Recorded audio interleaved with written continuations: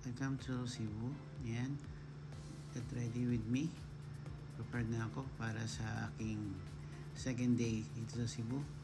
Bali, magdadala lang tayo ng konting gamit. At iikutin natin ang Cebu gamit ang motorcycle. Yan. So, ready na ako ng aking mga dadalhin. Okay, bye. Let's go!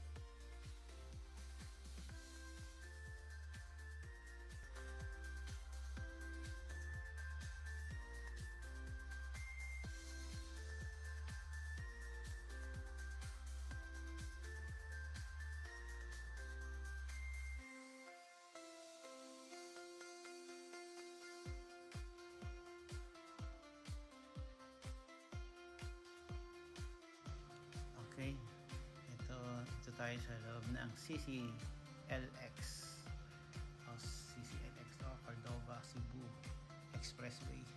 And first time kong dumaan dito. Matagal ko lang pinapangarap na makapagmotor dito sa pinakamahabang tulay sa Pilipinas. Ito yung Cordova going to Lapu-Lapu. Yan.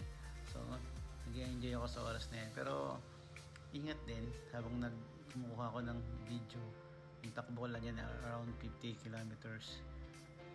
Yan, para safe, no? Saya.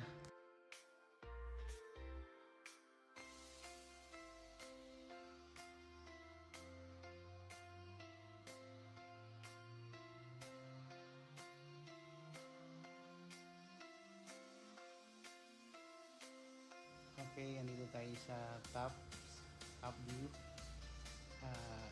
Ito sa pinakamagandang lugar sa Cebu, kung saan makikita mo yung buong city ng Cebu City sa taas. So, ayan, nalala ko muling punta ko dito way back 2008 pa yata, hindi pa ganito kaganda to. Ngayon sobrang pinaganda nila yung lugar na ito. Dati tambayan, view lang talaga siya. Ngayon may mga kainan na dito sa loob. Ayan, tamang forma lang. Ayan.